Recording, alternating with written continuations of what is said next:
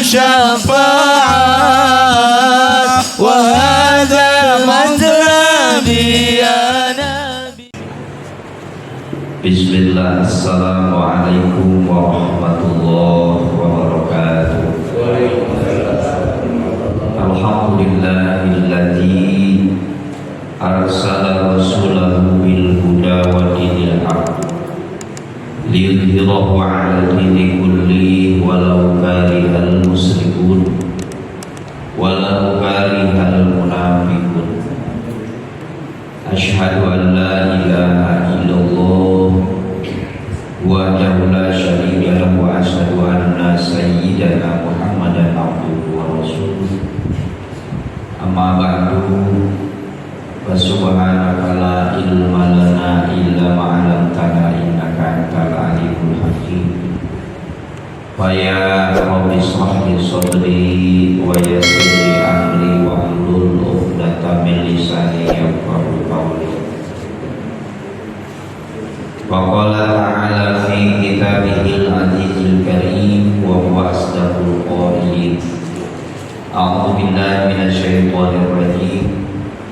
يا أيها الناس إنا خلقناكم من ذكر والأنثى وجعلناكم شعوبا وقبائل لتعارفوا إن أكرمكم عند الله أتقاكم. وقال تعالى أيضا في آيات أخرى وتعاونوا على البر والتقوى ولا تعاونوا على الإثم والعدوان. وقال نبينا محمد صلى الله عليه وآله وسلم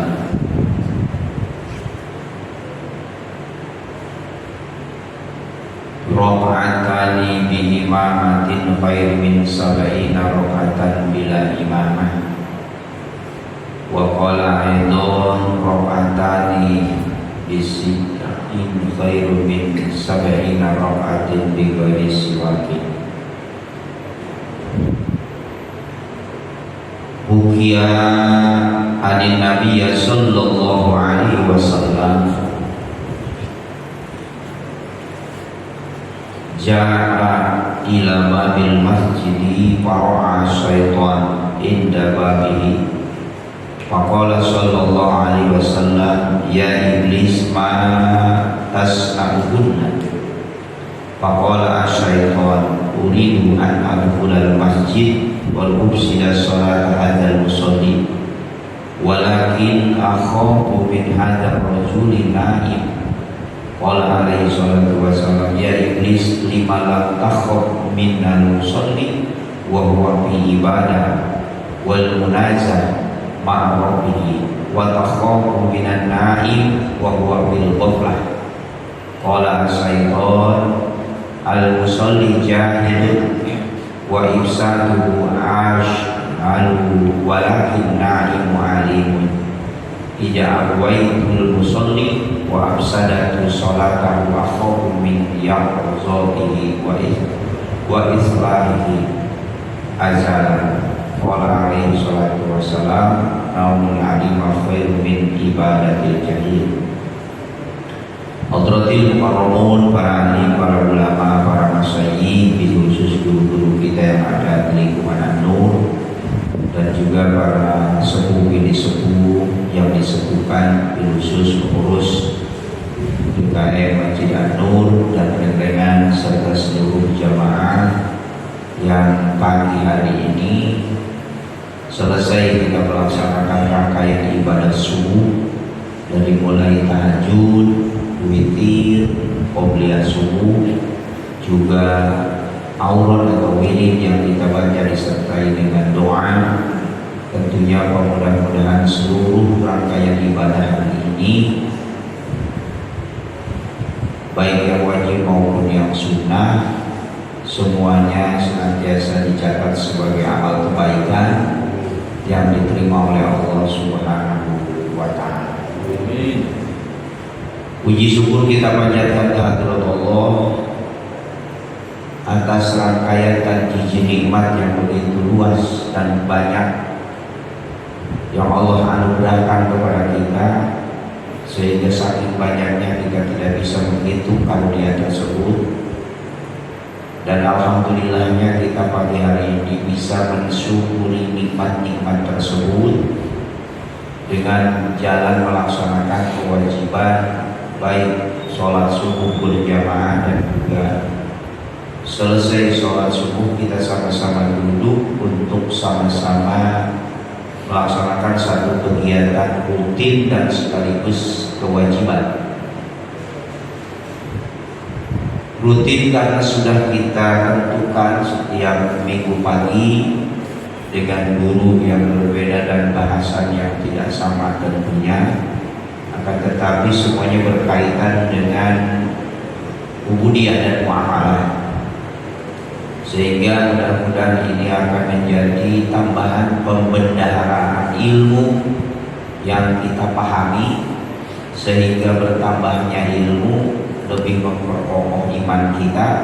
Dan ketika ilmu dan iman ini sudah menjadi satu, tentunya akan ada dorongan iman yang kuat untuk melaksanakan berbagai macam bentuk amalia, baik itu yang wajib maupun yang sunnah.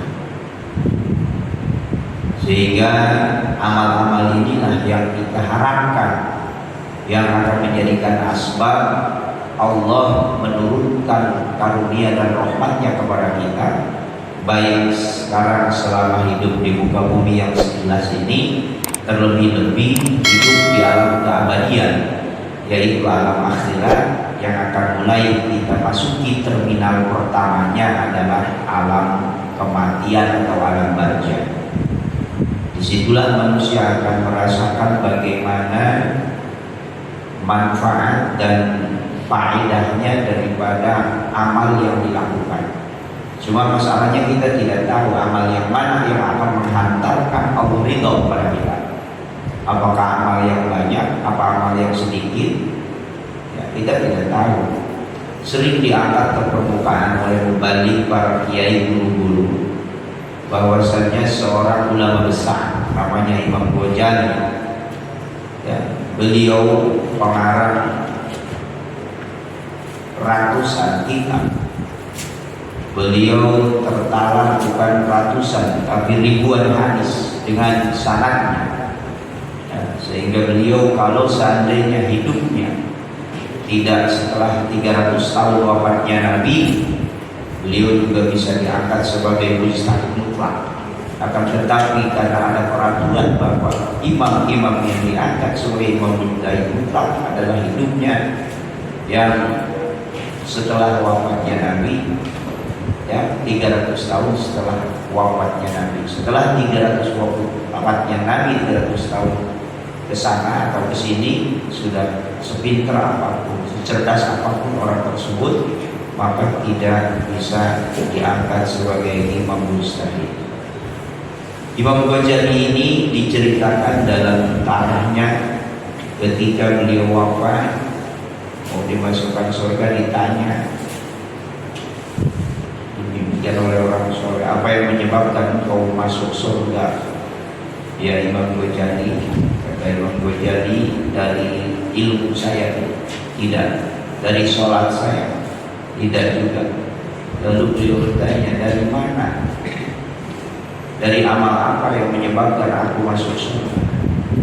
Lalu diberitahu, ingatkah kamu ketika engkau sedang menulis kitab, engkau sedang mengarang kitab, lalu ada seekor lalat yang sedang kehausan di musim kemarau, lalu singgah di tempat tintahmu mengarang kitab, lalu kau biarkan lalat itu minum sekenyang-kenyangnya di tempat tintamu, dan kau biarkan hal itu, dan kau ikhlaskan tintamu diminum oleh lalat tersebut sampai kenyang. Disitulah Allah Subhanahu wa Ta'ala memberikan rahmatnya kepadamu dan kau diridhoi saat itu, dan itulah rahmat Allah yang menyebabkan engkau menjadi masuk surganya Allah Subhanahu wa Ta'ala.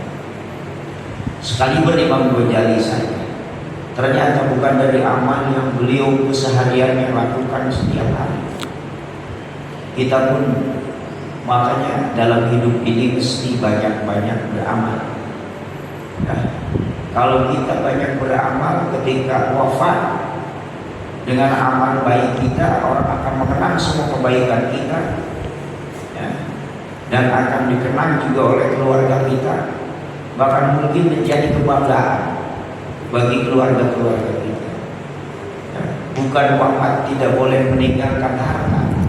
Kalau orang wafat meninggalkan amal baik yang banyak, kenangannya banyak dari semua manusia, dan mendoakannya pun yang banyak. Tapi ketika seseorang amalnya tidak banyak, amal kebaikannya tidak banyak, lalu dia tinggalkan harta yang banyak, ini kadang-kadang menjadi malapetaka. Bapak mungkin mengenal yang namanya sosok Dorce Gamalama.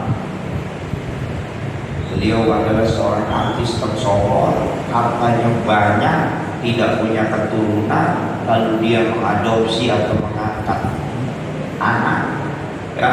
Lalu ketika wafat sampai sekarang hampir mau setahun, ya, diperebutkan harta bandanya oleh keluarganya sebagai ahli waris murni, dan juga diperebutkan oleh anak-anak angkat beliau, dan sampai sekarang belum tuntas, ya.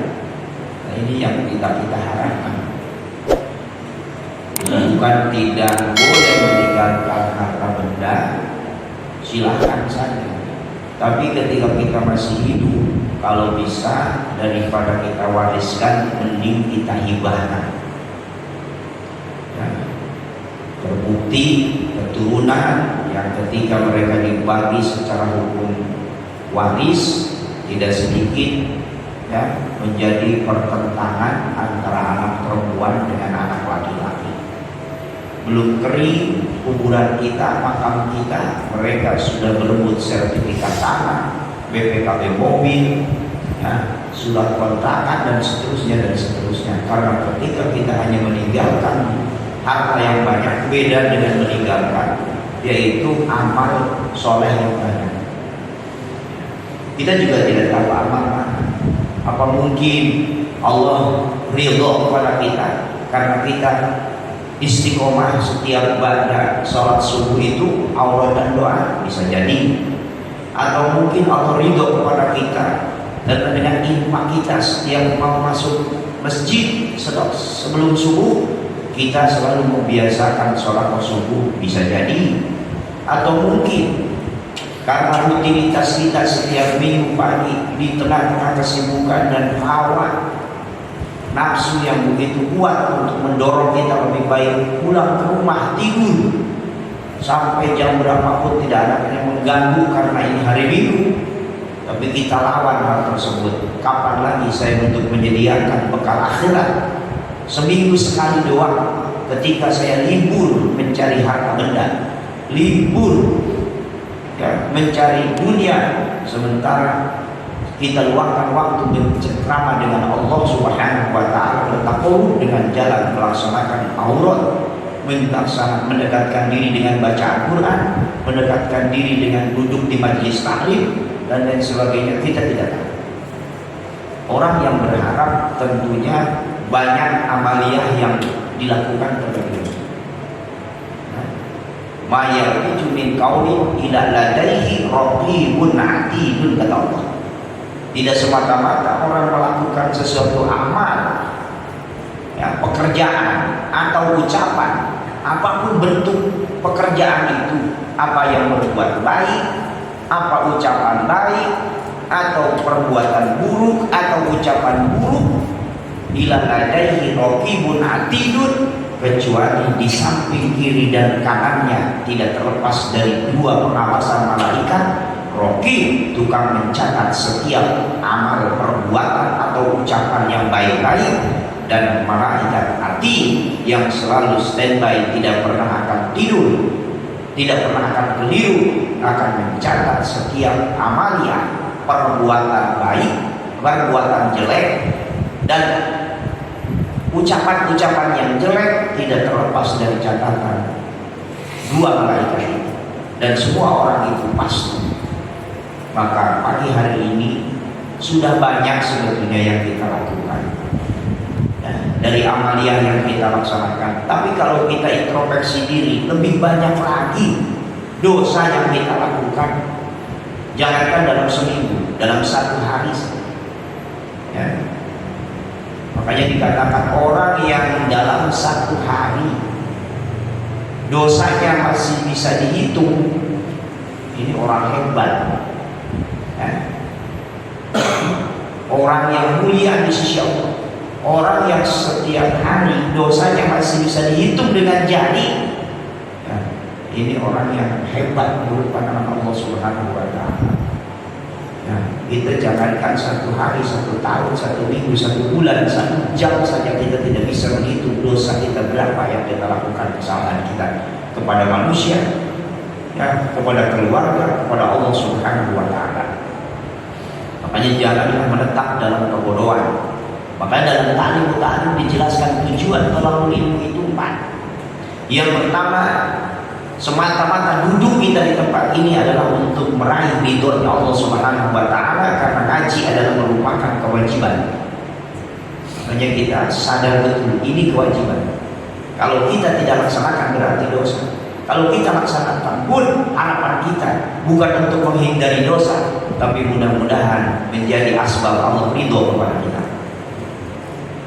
Yang kedua, mensyukuri nikmat akal. Mensyukuri nikmat akal ya, karena makhluk Allah yang diberikan akal sempurna hanya manusia ya. Diberikan nafsu, diberikan akal, dan diberikan akalnya yang sempurna. Mengapa saya katakan yang sempurna? Karena akal itu terbagi dua. Untuk hewan, untuk makhluk yang namanya binatang ya, itu diberikan akal, cuma akalnya akal tabii. Sedangkan manusia diberikan akal guriji. Dalam artian apa kan? Dalam artian manusia ini ketika diberi pemahaman, diberikan pelajaran, diajarkan ilmu, baik itu ilmu umum maupun ilmu agama, karena akalnya diberikan akal guriji, maka dia mampu menerima ajaran tadi. Anak kita usia 4 tahun sudah masuk fardu. Yang paling pertama dikenal suruh mengenal warna, dari mulai warna merah sampai warna ungu.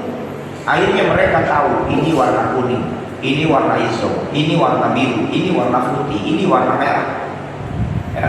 Lalu diperkenalkan setelah itu dengan angka-angka, dari angka 1 sampai angka 10. Maka mereka paham walaupun usianya baru 4 tahun, karena mereka diberikan akal guriji, akal yang mampu untuk menerima pelajaran tersebut.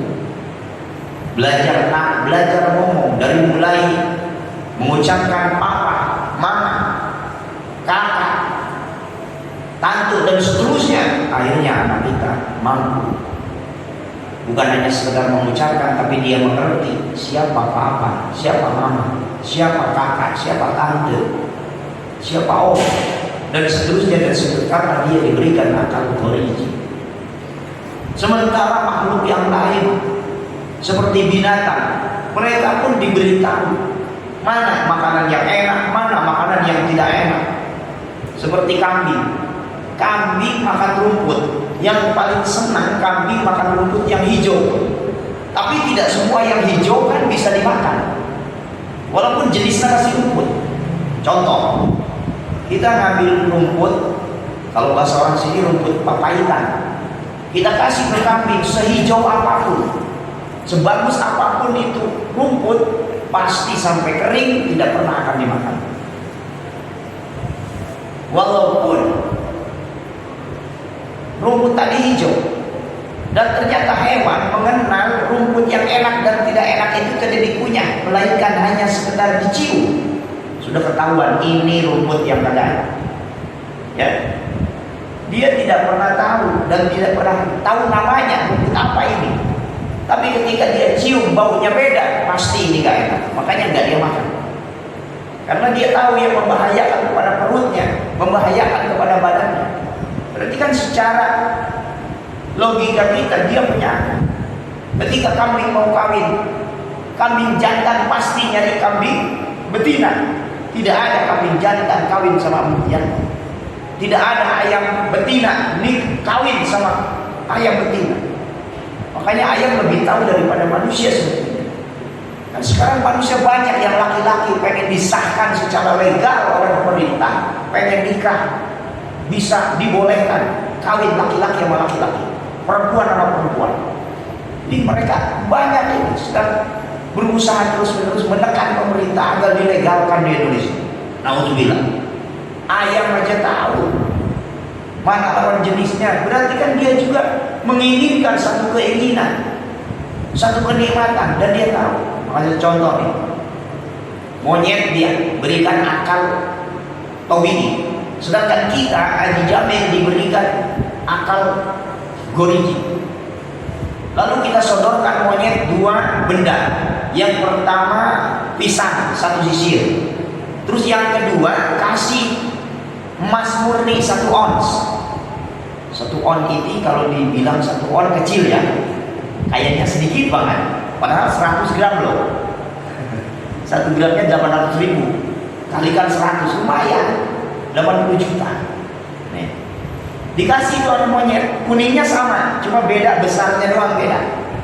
Kira-kira tuh monyet ngambil yang mana Pak? Ngambil emas apa ngambil pisang yang satu sisi? Karena monyet ini cuma akalnya sampai di makanan ini enak ya, maka pasti si monyet ini ngambil pisang yang satu sisi. Tapi kalau yang tadi disodorkan sama Haji Jamil, ini pasti dua-duanya diambil sama Haji Jamil. Pasti.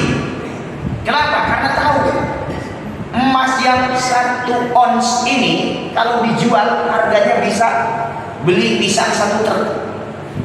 Dan 1 sisir pisang ini udah matang, enak dimakan. Akhirnya karena Haji Jamil punya akalnya akal goriji, pasti diambil dua-duanya. Tapi kalau monyet pasti ngambil pisang doang. Nah ini contoh.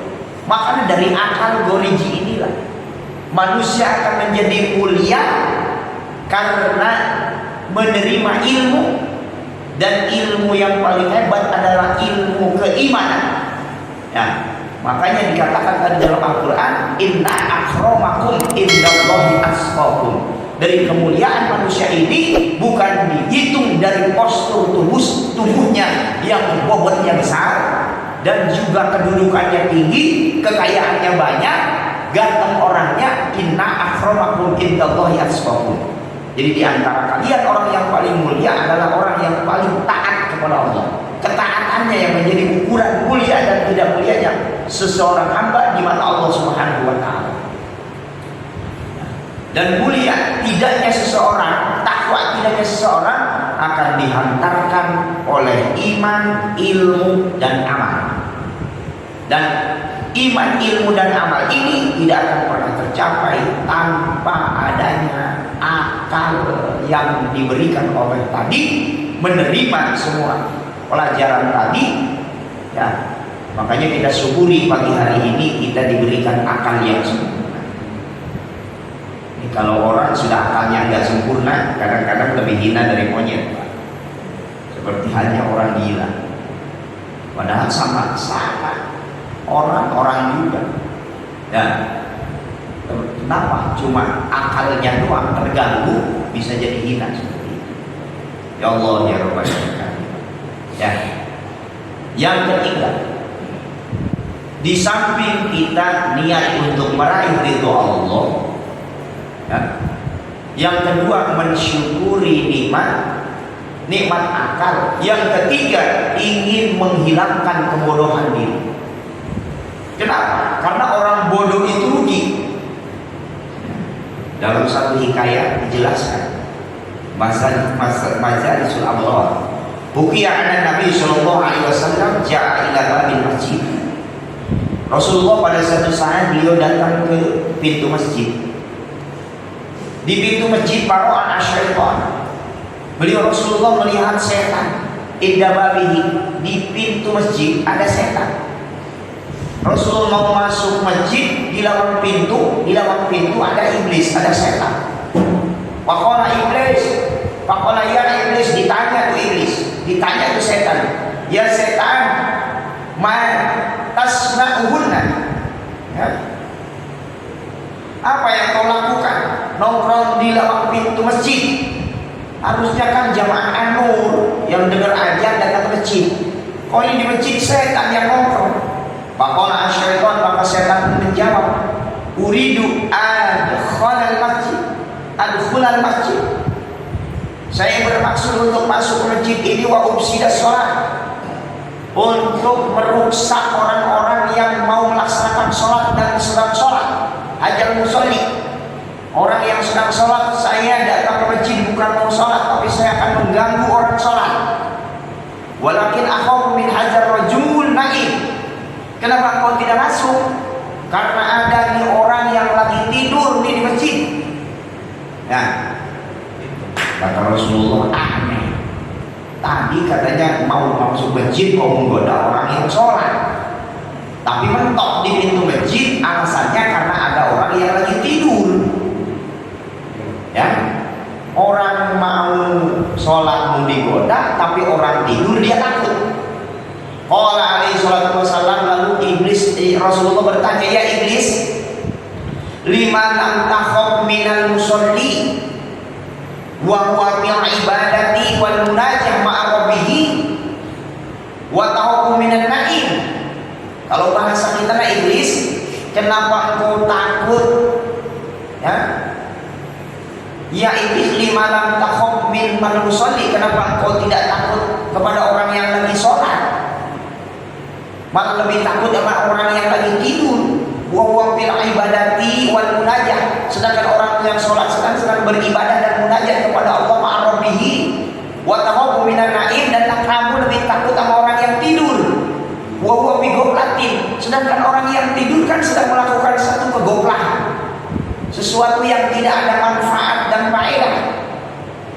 Qala as-syaitan, setan jawab lagi, al-musalli jahilun wa ifsaduhu ashhalu walakin naimu alimun. Masalahnya, kata setan, tuh yang lagi sholat itu orang bodoh. Wa ifsaduhu, dan saya tidak perlu merusak ibadahnya orang yang bodoh. Enggak dirusak juga rusak sendiri kalau ibadahnya orang bodoh mah. Walakin naimun alimun, masalahnya sedangkan yang tidur ini orang alim. Makanya saya lebih takut kepada orang alim yang tidur ketimbang orang bodoh yang lagi ibadah. Alasannya apa? Idza aghwaitu al-musalli wa afsadatu salatuhu akhafu min yaqzatihi wa islahihi ajalan. Masalahnya orang yang bodoh tadi lagi sholat, sholatnya orang yang bodoh nggak diganggu, nggak digoda juga pasti sholatnya aul-aulan, pasti sholatnya kagak bener. Tapi kalau seandainya si alim dibangun, lihat itu orang sholatnya salah, pasti kata iblis dibenerin dia sama orang alim. Makanya saya lebih takut sama orang alim lagi tidur ketimbang orang bodoh lagi ibadah. Sampai segitunya, Pak. Man aroda, di sini dikatakan naumul alimu khairu min ibadatil jahil. Ya, tidurnya orang yang alim lebih baik daripada ibadahnya orang yang bodoh. Karena setan aja tadi, apa kata setan? Saya lebih takut sama orang alim lagi tidur ketimbang orang bodoh lagi ibadah. Permasalahannya tadi, kalau nih orang pinter bangun, lihat orang bodoh salah ibadahnya pasti dibenerin. Ya, makanya tujuan ngaji kita itu kan seperti itu. Takut ada kesalahan, takut ada hal-hal yang barangkali dalam peribadahan kita ini kurang sempurna. Maka orang yang ngaji pasti, ini ada yang lupa dikit karena ngaji, jadi ingat lagi. Ya, mana yang sunnah, mana yang wajib, sehingga setiap bentuk amal tersebut, baik itu amal yang merupakan ucapan atau pekerjaan, tidak terlepas dari apa? Wa ma atakumur rasulu fakhudhuhu wa ma nahakum anhu fantahu. Ya. Jadi apa yang diperintahkan oleh Allah, yang dicontohkan oleh Rasulullah SAW, kita ikuti. Dari bentuk apapun amal tersebut, kita selalu kalimatnya ittiba ila Rasulillah SAW, karena mengikuti Rasulullah SAW. Makanya ketika perintah sholat datang, inna sholat tanha 'anil fahsya'i wal munkar, inna sholat kanat 'alal mu'minina kitaban mawquta. Allah telah mewajibkan sholat dan ditentukan waktunya. Kan kita tidak tahu kapan datangnya waktu zuhur, asar, maghrib, isya dan subuh. Rasulullah sendiri ketika beliau Isra Mi'raj diperintahkan sholat. Sebelum subuh beliau sudah ada di muka bumi kembali, sudah ada di dunia, tapi beliau sudah diperintah sholat wajib dengan umatnya dan beliau tidak sholat subuh. Kenapa? Karena belum ada tata cara atau kaifiah sholat tersebut dan belum tahu waktu subuh itu dari kapan sampai kapan, zuhur itu dari jam berapa sampai jam berapa. Makanya dijelaskan, diperintahkan, diajarkan oleh malaikat Jibril dan diberi tahu bahwa waktu sholat zuhur, sholat asar, maghrib, isya jamnya sekian dari sekian dari sekian dari sekian, dan jumlah rakaatnya sekian sekian sekian, dan tata caranya sekian sekian. Rasul sendiri yang diajarkan oleh malaikat Jibril, dan sahabat-sahabat melihat langsung sholatnya Rasulullah SAW. Maka sampai beliau mengatakan sallu kama ra'aitumuni usalli. Artinya sampai kapanpun sholat umat Islam sampai hari kiamat, sampai orang habis yang sholat di muka bumi ini, tidak boleh sholatnya tidak seperti Rasulullah SAW. Mesti seperti Rasulullah. Jumlah rakaatnya dalam bentuk pelaksanaannya mesti yang dicontohkan persis seperti Rasulullah SAW. Dan kita tidak akan paham sholatnya Rasulullah kalau tanpa kita belajar. Makanya ya, yang ketiga tadi diantaranya, yang pertama niat semata-mata mencari ridho Allah Subhanahu wa Ta'ala. Kedua, mensyukuri nikmat akal. Yang ketiga, menghilangkan kebodohan diri. Nah, yang keempat, tujuan menghidupkan agama. Karena hidup agama ini dengan ibadah, kalau ibadahnya benar, dan ibadah benar harus ditopang dengan belajar. Makanya thalabul ilmi fardhun ala kulli muslimin wal muslimatin. Dan tata cara belajar juga diatur, ya, supaya paham, lalu memberikan pemahaman lagi kepada orang lain. Ya, sehingga dari guru satu ke guru yang lain terus menerus sanad keilmuannya, dan tidak pernah terlepas dari tuntunan Allah dan Rasulullah Shallallahu Alaihi Wasallam. Ya, juga dijelaskan oleh para ulama. Kenapa banyak orang yang thalabul ilmi, belajar ilmu, tapi tidak berkah, tidak manfaat? Tidak semua orang keluar pesantren jadi mu'allim. Bahkan untuk dirinya sendiri saja ibadah kadang-kadang lebih melih daripada orang yang nggak pernah nyantren. Ini ada apa? Apakah salah belajar? Bisa jadi. Ya, nah, makanya dalam kitab yang kita sedang pelajari ini ada tata cara belajar. Ya. Kemarin telah dijelaskan, menyinggung tentang pesantren modern dan lain sebagainya. Bukan tidak boleh, silakan. Ya, masuk pesantren modern supaya anak kita itu jadi santri intelek dan punya intelektual santri. Ya. Jadi jadi santri intelek. Ya, kalau santri-santri dulu tidak ada yang belajar sambil perguruan tinggi, sampai perguruan tinggi kan tidak ada. Kadang-kadang orang nggak tamat SD aja nggak tamat. Begitu usianya 10 tahun udah langsung masuk pesantren. Seperti anak-anak gus-gus atau anak-anak kiai dulu, ya, bukan cerita sekarang. Kalau sekarang ya, saya punya guru, mungkin kita pun tahu, Yesus kami almarhum Cibogok, ya. Beliau mempersiapkan anak-anaknya itu tidak semuanya beliau karena beliau kiai semua mesti jadi kiai, tidak. Ada yang jadi dokter, ada yang menguasai perbankan, dia bergerak di bidang keuangan. Ada yang anaknya jadi kiai, ya, anak-anaknya jadi pembisnis, dan semua sudah disiapkan.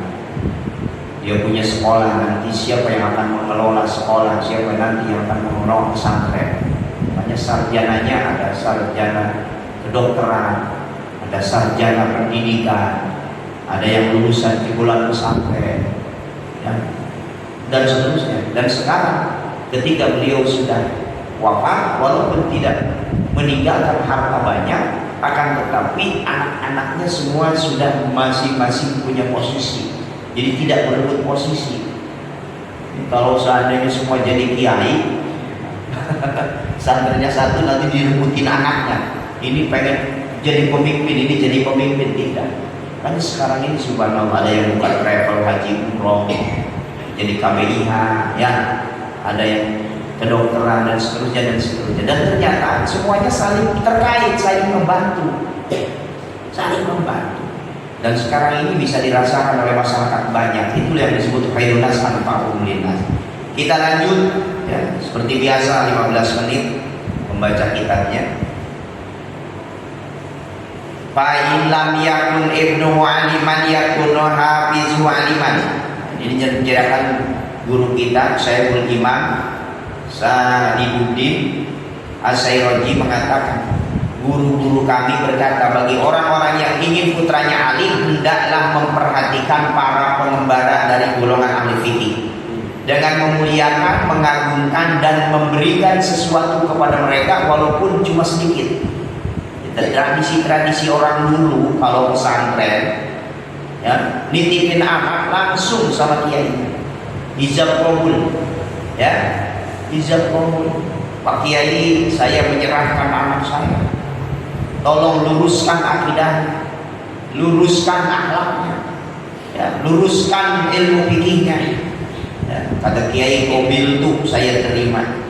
Nah, itu diantaranya. Dan dulu tidak ada mengisi administrasi, asal namanya siapa, orang mana, qabil tuh terima, salaman, udah. Ya, adapun memberi sesuatu kepada guru tidak ada. Uang pendaftaran 1,5 juta tidak ada. Ya? Syariahannya mesti 500 atau 700 ribu dalam 1 bulan, tidak.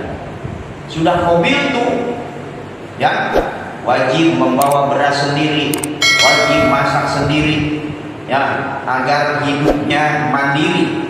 Ya, setiap 1 bulan atau 2 bulan sekali ditengok, dikirimin sama orang tua. Orang tuanya bikin timbelnya 3, ya, bikin timbelnya 3. Setiap datang ke kiai dibawa. Yang 1 buat santri. Santri kalau temennya datang pada seneng banget, mau dapat adrahi. Kalau bahasa sono adrahi, ya. Kalau bahasa sini pasir, pemisah pasar, ya. Kalau udah timbel datang tuh, teman-teman berebut. Ada yang kebagian segede jempol kaki, ada yang kebagian segede perut anak kecil, ya, gitu. Itu senangnya minta ampun. Yang kedua buat anaknya yang dikirimin, dan yang ketiga buat kiainya 1. Itu tidak terlepas. Walaupun tidak memberi apa-apa, minimal setiap datang ke kiai soal dan kasih timbel. Kalau ada ayam, ya ayam kampung dibakar, ya, pekakak kalau zaman sekarang. Itu zaman sekalian. Dan itu dalam rangka bertahun-tahun selama anaknya pesantren, walaupun tidak bisa memberikan apa-apa, minimal dalam sebulan atau setiap nengok ke sana memberikan kesenangan kepada kiai. Nah, ini yang dikatakan walau kasiron, walaupun sedikit. Ya, ini kadang-kadang kita masuk pesantren, anak kita masuk 1 kali ketemu sama kiai, ntar ketemu lagi mau pamitan 3 tahun kemudian atau 6 tahun kemudian.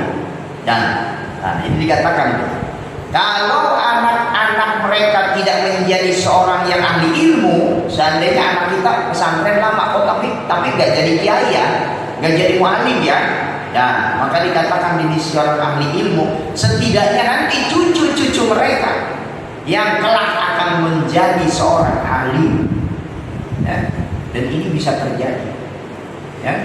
Wa min tawqiril muallim alla yamsiya amamahu wa la yajlisa makanahu. Termasuk dari memuliakan guru yaitu tidak berjalan di depannya dan tidak duduk di tempat guru. Ya anak-anak sekarang, ya Allah ya Rabbana ya Karim, ya anak madrasah, gurunya belum datang, mejanya diinjek-injek, bangkunya didorong-dorong. Nah, padahal sama, begitu masuk diajarin akhlak bani. Ya, adab seorang murid kepada guru, guru terhadap murid, akhlak bani yang menjelaskan tentang bagaimana akhlak seorang pelajar. Ya, walayan bagi kalama indahu bila biizni, dan tidak mendahului dalam bertutur kata di sisi guru kecuali atas izin guru. Dengan kata lain, jangan banyak bicara, apalagi ketika guru lagi bicara. Wala yusirul kalam indahu, jangan memperbanyak bicara di depan guru. Guru lagi ngomong, dia malah ngomong. Ya, wala yas'alu syai'an indal magadi wa yura'iyal waqta, dan tidak menanyakan sesuatu ketika gurumu dalam keadaan jemu, dan juga hendaknya menjaga waktu belajar. Ya. Di guru udah kelihatan capek, lelah, ditotor terus dengan pertanyaan-pertanyaan karena dia sudah tidak ngerti.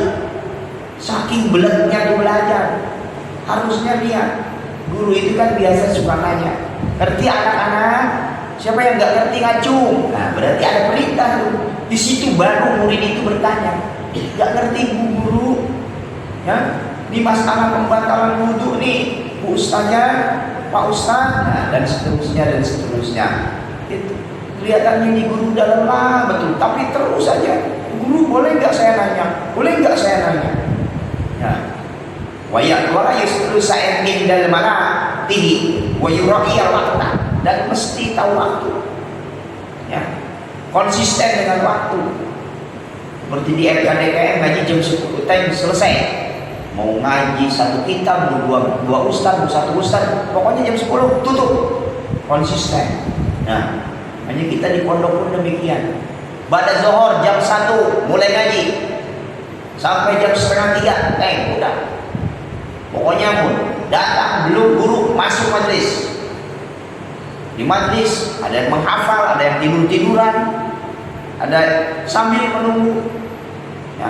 Kalau memang di rumah, tunggu guru keluar. Jangan guru masuk di dalam diketukin mulu pintunya. Nah, itu juga sama. Walayadukol baba bal yasbiru hatta yahtahujat. Tidak pula mengetuk pintu rumahnya guru, namun harus sabar menunggu sampai sang guru keluar dari rumah dalam rangka untuk mengajarkan ilmunya. Karena guru tahu ini jadwal ngaji saya nih, ba'da isya, ya, ba'da sholat isya. Ya, mungkin biasanya jam 7:15 sudah datang. Kok ini 7:30 kok guru belum datang? Kan bisa saja mungkin di rumahnya ada tamu, mungkin, ya, mungkin sholatnya atau sholatnya agak terlambat dan seterusnya dan Palhasilu annahu yatlubu ridhahu wa yastanibu suhdahu wa yastasilu amrahu bi ghairi maksiatillahi ta'ala. Maksiatillahi ta'ala. Kesimpulannya adalah bagi seorang pelajar hendaknya mencari ridho sang guru dan menjauhi murkanya serta menjalankan semua perintah-perintahnya selain perintah untuk bermaksiat.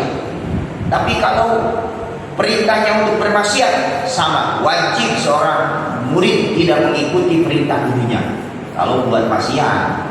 Kalau selagi itu bukan permaksiatan, ya wajib. Ya. Selanjutnya wala ta'atan lil makhluk fi maksiatil khaliq, karena tidak ada kepatuhan terhadap seorang makhluk untuk mendurhakai sang pencipta. Ya. Contoh, oleh gurunya suruh maksiat, jangan mau. Karena tadi wala ta'atu lil makhluki fi maksiatil khaliq, tidak ada kepatuhan terhadap seorang makhluk untuk mendurhakai Sang Pencipta.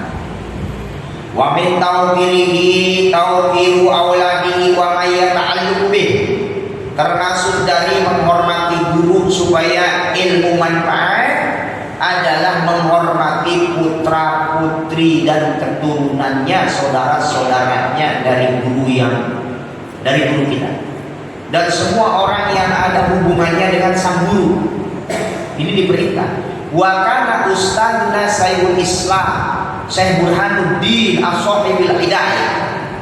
Guru kita Syekhul Islam Syekh Burhanuddin Sohibul Hidayah Hukiyah Yuki, beliau mengatakan anna wahidatan min kaba'i a'imah Bukhara kana yajlisu majlis darsi wa kana yaqumu fi hilali darsi ahyan. Ya. Ada seorang imam besar di Bukhari atau di Bukhara. Mama dikatakan Imam Bukhari itu ya Imam Bukhari itu orang Bukhara. Ya, pada saat beliau berada di tengah majlis sedang belajar dengan senior-seniornya dan beliau berdiri di tengah-tengah pengajian itu secara berulang-ulang. Ya, kita lagi ngaji nih, para syekh ngajinya bukan para jamaah, para syekh. Namun ada seorang syekh yang sebentar-sebentar bangun, cuma sendiri. Bangun nanti duduk lagi, bangun nanti duduk lagi. Ya. Wasa'alu anhu wa yaqulu inna ibnu ustadi yaqabu ma'a sibyani fi sikati fa idza ra'aitu aqumu lahu ta'ziman li asli ustadi. Dan mereka pun imam besar di Bukhara ini menanyainya. Kemudian dijawab, sesungguhnya putra dari guru saya sedang bermain dengan teman-temannya di jalan. Lalu aku melihat, maka sebab itulah aku berdiri karenanya sebagai wujud penghormatan terhadap guru saya. Dia lagi ngaji, di luar ada anak gurunya lagi main di jalan sama teman-temannya. Saking tawadunya sama guru melihat anak guru saja lagi main, dia yang lagi duduk di majlis para ulama tetap dia berdiri. Ternyata ditanya, apa sebabnya engkau selalu berdiri? Karena saya melihat anak guru saya di depan masjid yang sedang saya taklim atau di majlis tersebut, di depan majlis ada anak guru saya lagi main. Setiap kali saya melihat anak guru saya berdiri sebagai tanda takjim saya kepada guru saya. Kita menjalankan kepada anak guru, kepada guru kita saja mau melangkah gak permisi dulu. Ya. Allah. Nah ini, makanya sekarang ini ya Allah ya Rabbana ya Karim, adab-adab murid itu sudah mulai terkikis dengan akhlak anak sekarang. Nah, anak sekarang sebelum diajari akhlak banin, akhlak oleh orang tuanya, diajarin sama akhlak HP. Ya kan? Anak kita baru 2 tahun setengah, udah main HP. Kita larang, coba jaga. 2 tahun setengah anak kita lagi main HP, asik-asiknya kita larang. Jangan main HP anak kecil. Enggak ngomong, cuma melotot doang sama kita. Melotot kan, berani anak 2 tahun setengah. Kita larang main HP melotot. Itu baru 2 tahun setengah. 7 tahun setengah. Apa papa ngomong apa? Jangan main HP. Makanya, ya Allah ya Rabbana ya Karim, sangat dahsyat ini HP. Ya Allah ya Rabbana ya Karim. Makanya sekarang banyak sekali kasus-kasus bawa orang tua bawa anak ke rumah. Ustaz, anak saya begini, kenapa? Gak tahu, main HP mulu ya tiap hari. Iya Pak Ustaz. Ya Allah, inilah pengaruhnya Bu. Kemarin anak baru 7 tahun coba ngamuk di rumah saya gara-gara dipegang parahnya. Udah dibilangin sama orang tuanya, anak saya susah diatur, kalau marah-marah apa aja dibanting. Nah, kata saya, ambil aja bulu-bulunya 3, nanti baca ya sahih 1000 kali, nanti kubur rambutnya di pinggir rumah. Udah Pak Ustadz, kemarin kan saya dengar waktu Pak Ustadz ceramah di tempat hajatan, ketika saya coba ambil bulu-bulunya 3, sudah saya bacain 1000, saya taruh di pinggir rumah tapi masih melotot. Kata saya, ya udah sini. Nah, dipegang palanya, maksudnya mau dibacain ayat apa ghairu dinillahu yabuna walahu aslamu man fis samawati wal ard tau wa karha wa ilahi yurja'un. Kan itu ayat yang harus dibaca oleh orang tua ketika anaknya sableng, ketika anaknya susah diatur. Baca tuh ayat, ada tuh dalam Al-Quran ya, surat Ar-Ra'd kalau nggak salah. Jangan sekalian dibaca 7 kali, telinga kanannya 7 kali itu. Ini baru dipegang doang, ya Allah, tangan saya sambil wah, semua air mineral yang ada di meja didorong tumpah semua. Kata saya, bener ini banyak setannya nih Pak. Ya. Kata saya, ini bener banyak setannya ini harus dibacain biji, kata saya.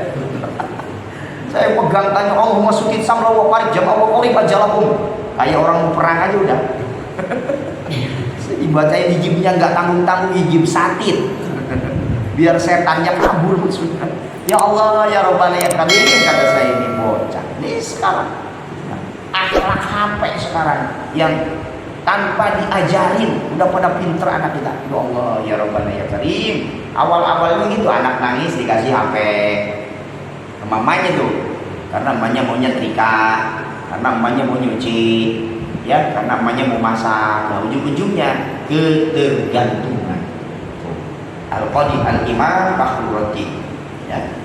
Jadi Qadi Imam Fakhruddin dikatakan wasalu an wa yaqulu inna bana, ya, dikatakan, dan semua orang-orang yang ada hubungannya dengan guru. Nah, itu diantaranya Al-Qadi Al-Imam Fakhruddin Al-Sabandi yang menjabat sebagai kepala para imam, yaitu di Marwah, yang amat sangat dihormati oleh Sultan pun sekalipun. Beliau berkata, ya, apa kata beliau? Kata-kata beliau sederhana, ya, ya tarimu goyatal ikhtiram wa kana yaqulu innama wajadtu hadzal mansiba bi hurmatil ustaz. Ya, apa kata beliau? Saya bisa menduduki derajat seperti ini hanyalah berkah menghormati guru saya. Kenapa saya dihormati oleh sultan sekalipun? Jangankan sama murid-murid, sama sultan, sama kalau sekarang mungkin sama presiden tunduk kepada saya. Ini semua bukan karena kealiman saya, tapi karena penghormatan saya. Derajat ini saya bisa raih karena berkah saya menghormati guru saya. Ya. Salah satu menghormati guru adalah ahlinya guru dan ilmu yang telah diajarkan oleh guru. Saya punya teman satu pondok, cuma beliau lama pondok, sekitar 11 tahun. Dan saya waktu masuk ke situ beliau sudah jadi rois, karena beliau sudah pindah ke Bandung, ke Garut, ya, sudah 3 pesantren yang beliau belajar dan kembali ke Sirajul Huda. Dan di situ dia posisinya sudah jadi guru madrasah sama guru sorogan. Dan saya sering sorogan kepada orang tersebut, jemaah sekalian. Dan tahun 90-an saya tarik ke Cianjur, saya nikahkan dengan adik sepupu saya. Nah, otomatis mengajarnya berhenti, dan di sini baru merintis buka pengajian anak-anak, ya, tahun itu. Karena kampung ini masih gelap dengan agama, maka kurang didukung oleh masyarakat di sini. Sehingga kita tahu bahwa ketika seseorang sudah punya istri, pasti punya tanggung jawabnya, ya, bukan hanya sekedar ditikahin, tapi wajib menanggung. Maka beliau sulit, ya, sulit untuk dapat duit. Sehingga dengan cara apa saya harus mencari duit dengan mudah? Dan kebetulan beliau diberikan motor oleh orang tuanya, dan salah satu usaha beliau adalah ngojek. Jadi ustadznya ngojek karena saking nggak bisa menghasilkan duit. Ketika ngojeknya di pasar Serang. Ini bukan fikih, ini kenyataan. Ya, ini saya ceritakan sengaja. Inilah sulitnya. Ya. Dan akhirnya pada suatu saat ketemulah dengan pimpinan pondok pesantren tadi, dengan guru saya. Si ustadz ini lagi manggul belanjaan orang, dibawa ke motor mau diantar ke rumah. Ketemu, ditanya, "Wih, lagi apa? Lu mau warung di rumah belanja?" "Enggak, Pak. Ini mau nganterin belanjaan orang." "Kamu ngojek?" "Iya, habis mau usaha gimana? Istri harus makan, anak juga harus makan, sementara saya belum bisa nyari duit. Daripada saya kelaparan, daripada saya minta sama orang, mending ngojek." Guru nangis, Pak, bercucuran air matanya di pasar. Lalu pulang ke rumah. Ya. Beliau tidak henti-hentinya terus berdoa, "Ya Allah." Lebaran datanglah saya silaturahmi di sana. Ngobrol panjang, dan ujung-ujungnya beliau mengatakan begini, "Kamu kalau pengen dihargai orang, hargai ilmu Allah." Ya. Akang nggak rela murid akang yang ngaji lama di pesantren, tapi usahanya turun ke usaha yang menurut manusia hina, tapi memang di mata Allah tidak hina. Jaga itu baik-baik, dan itu selalu terngiang di telinga saya. Padahal saya pun ketika sudah punya istri sama, Pak. Ya, nggak punya usaha tetap, nggak punya penghasilan tetap. Bahkan saya sendiri pernah suruh ngojek sama istri. Daripada ribut sama istri, saya pergi ke pasar Serang. Di pasar Serang saya nongkrong di motor. Cuma setiap ketemu jamaah, apa kata jamaah? "Pak Ustadz lagi belanja." Padahal saya ngojek. Tujuannya mau ngejek maksudnya. Tapi setiap ketemu sama jamaah, "Pak Ustadz lagi belanja." Sampai jam 9 nggak ada yang naik motor saya. Akhirnya saya pulang aja. Pulang ke rumah, istri nanyain mana hasil ngojek. Gak laku. Padahal dalam hati saya memang enggak serak gitu. Sama saya selalu ingat sama omongan guru. Itu. Besoknya kan kita ada alasan, buat apa saya ngojek lagi nih? Kalau orang pasar enggak mau numpang motor kita. Akhirnya sekali doang. Dan saya belum pernah. Nah, saya lebih baik turun ke sawah, kata saya, ke ladang. Saya ngambil rumput. Ya, saya nyangkul. Ya, karena kata guru, usaha yang paling baik itu yang pertama adalah tani, yang kedua dagang. Dagang nggak punya modal, ya udah tani aja, modalnya cuma cangkul sama tenaga. Ya, dipilahkan tahun 92 baru pembebasan. Harganya masih 4.000 kan di sini, 4.000 perak. Ya, 4.000 perak Pak, ini sekarang 4 juta ya semeter. 4.000 perak tahun 92. Ya. Di Egypt masih tahun 91 nih, Egypt baru 3.000 perak semeter. Ya Allah ya Rabbana ya Karim. Dan saya terakhir menjual yang paling mahal 10.000 semeter, 10.000 paling mahal, Pak. Nah, cerita pilah ya Mas sekalian. Dan saya di waktu itu, dan awalnya dipegang sama Permata Hijau bangkrut. Ya, lalu dipegang oleh Villa Mutiara, dan alhamdulillah Villa Mutiara jalan. Ya Mas sekalian, ini tanah masih luas dan tanah mati. Saya nyangkul bukan tanah saya, tanah perumahan.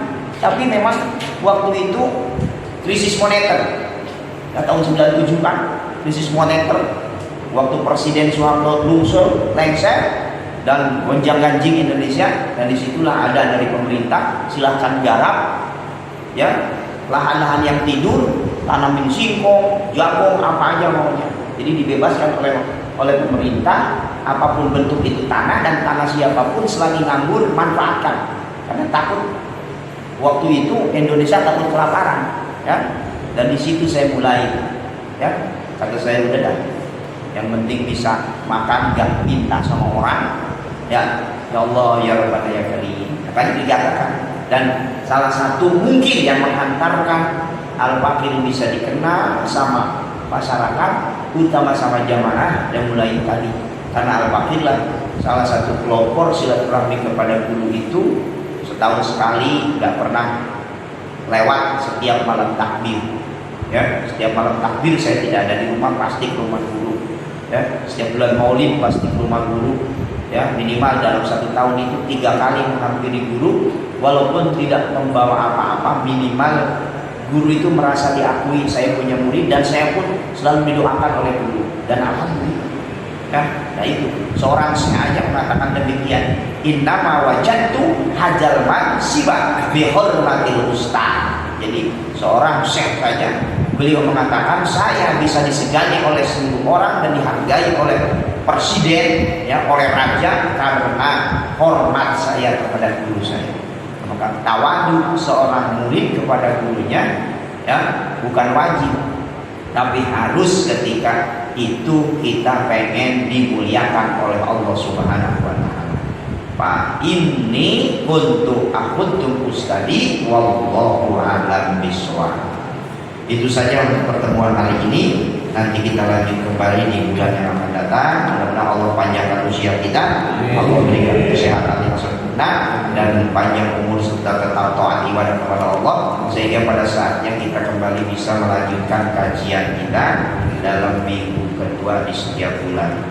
Terakhir, mari kita sama berdoa kepada Allah agar kiranya kita selalu diberikan panjang umur, sehat walafiat, dan berikan keistiqomahan dalam ibadah sampai wafat husnul khatimah. Al-Fatihah. A'udzubillahi minasyaitonir rajim. Bismillahirrahmanirrahim.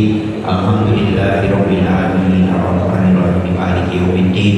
Iyyaka na'budu wa iyyaka nasta'in. Ihdinas siratal mustaqim. Shiratal ladzina an'amta 'alaihim ghairil maghdubi 'alaihim waladdallin. Allahumma sallimna wal muslimin wa afina wal muslimin wa fa'ina wal muslimin wa qina wa iyyahum syarra masalimi dunya wad din. Wassalatu wassalamu alayka ya sayyidi ya Rasulullah wa jibani wa latilati adrikni wa la matamana wa min haitsu makana hajatina ya Allah. Hajati jamaah Masjid An-Nur bi ajli majlis wabil Rasulillah sallallahu alaihi wasallam.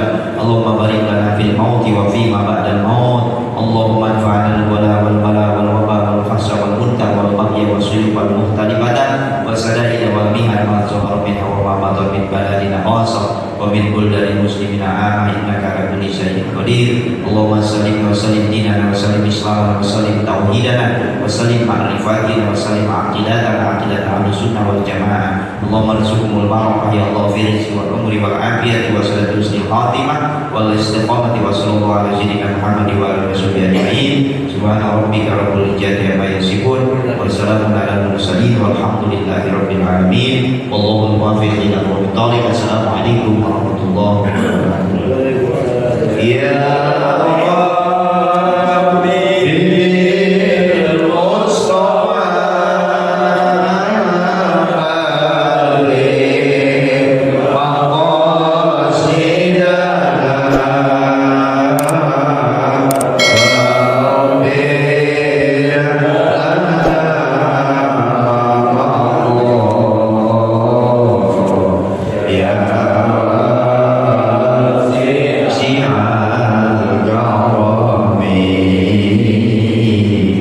ya